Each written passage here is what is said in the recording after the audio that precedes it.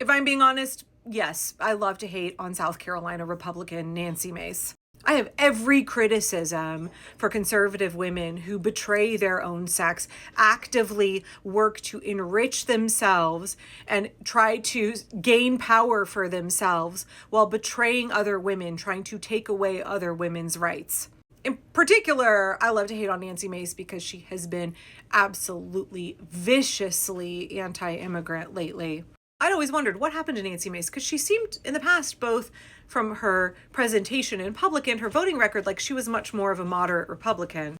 But then I did a video on her, was it last week? Where she was saying that she watches immigrants being abducted by ICE for fun, that that's entertainment. She goes in, searches up ICE raid videos, and that's how she gets her rocks off.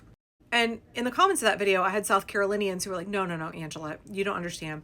She's always been like this. It's just that her district got gerrymandered to be far more conservative. Before, she had much more of a purple district. And so in order to get reelected, she had to act like she was more moderate than she really was. But with gerrymandering, she now has this kind of diehard MAGA district. And so she's able to show her true colors. But this is not an evolution. This is not a de-evolution. She didn't go down a MAGA pipeline. This is who she has been the whole time. So thank you to those folks who clarified that for me.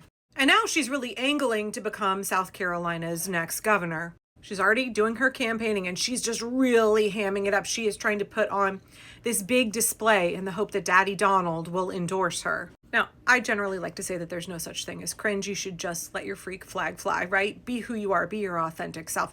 But Republicans have their own special, especially MAGA, their own special kind of cringe. Because it's not about being their authentic selves, it's about hyper control, it's about hyper conformity to the cult of MAGA. So now that Nancy is real sure that she's going to be the next governor of South Carolina, she's been posting the most cringy shit on Twitter.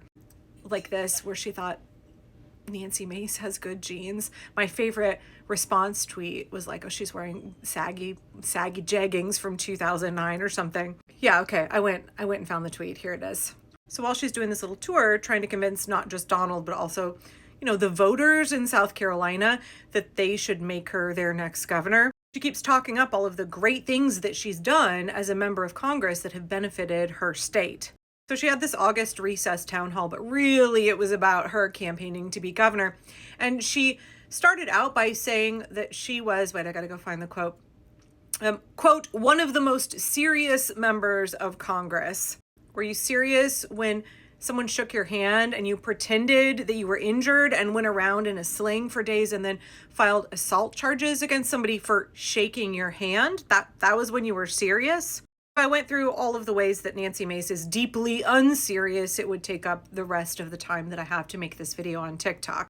But even in just the short context of this town hall campaign stop, she, right after saying, I'm the most serious member of Congress, she went on to talk about how she wants to ban chemtrails. Chemtrails, y'all. It's 2025. It's 2025 and the alt-right still believes in chemtrails. Also, during the course of this town hall, she talked up the ways that elements of the infrastructure bill have benefited her state as evidence of how hard she's working for South Carolinians. So right afterward, a reporter asked her about this. She did not respond super well to it.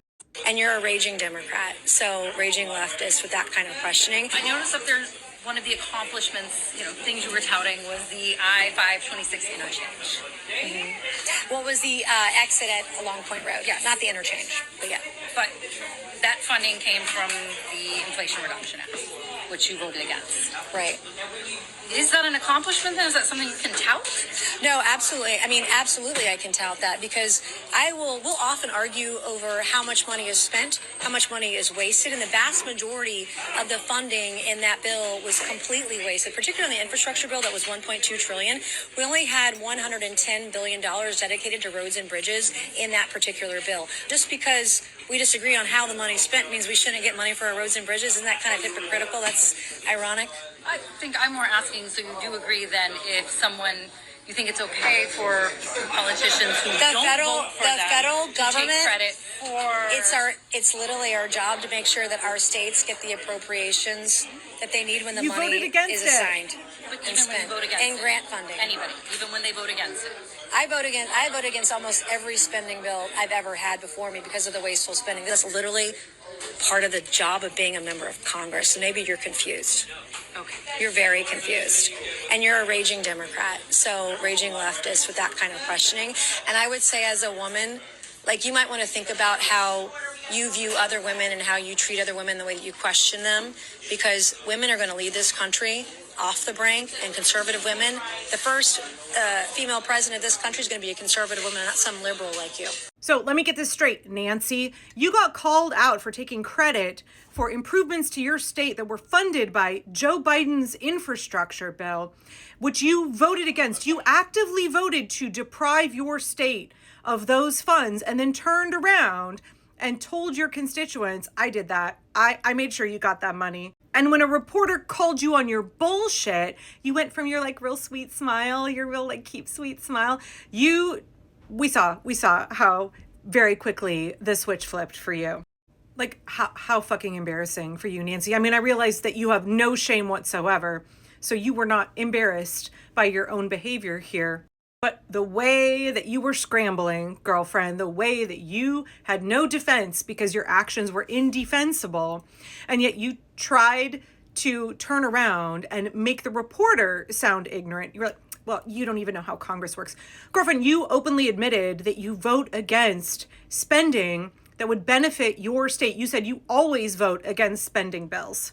You admit you are depriving your constituents of necessary federal funding.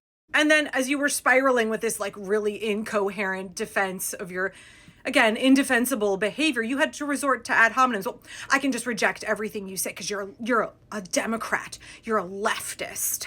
Just, okay. You Republicans in South Carolina, you think that this is gubernatorial behavior? You think this is somebody who should be the leader of your state? Also, you notice how she went on to play, just like the most typical white woman, pearl clutching. You better watch how you speak. You better watch your tone. Don't you talk to me like that. And then the audacity of her to say to a woman reporter that, like, insinuate what, like you're being anti-woman by just very clearly, directly communicating to another woman, I caught you in your bullshit. Why are you taking credit for something that you advocated against? Seems like you're pretty inconsistent there, Nancy. For that, Nancy Mace tried to call that reporter like anti-woman. And oh my God, you think that Republican women are leading this country, and you are leading us backward in time. You are taking away our rights. You are actively working to regress this country, take us backward to a time when we were poorer, we struggled harder, we had fewer freedoms, and we were more stressed out. Our health was worse, our finances were worse. That's what you're doing. That's where you're leading this country, Republican women. So just mad props to that reporter for not being afraid to ask a very factual, straightforward question that would elicit a very clear answer, especially in this day and age when we are seeing more and more reporters, more corporate media news outlets being much more of a propaganda machine, softballing MAGA politicians, not only refusing to fact check, but promoting their disinformation. Here we had a credible reporter who was willing to ask a very simple question, and Nancy Mace couldn't handle it. She had to resort to, I think you're confused, and then she had to resort to ad hominems, and then she had to resort to pearl clutching. She was like all over the place with this answer, and this is the woman who thinks she is entitled to lead South Carolina and to be their next governor. And honestly, from the part where she's like, you need to be nicer to conservative women because the first woman president is going to be against it. You can tell she thinks she's going to be the first woman president. She thinks she's stair-stepping herself up from congresswoman to governor, and then she thinks she's going to be the first woman president of the United States of America. Nancy Mace, I look forward to the day when you face justice for all of the things you are doing now under this fascist regime. I look forward to the day when the rule of law is restored. South Carolina, y'all can do way better than this. Like anybody would be better than Nancy Mace.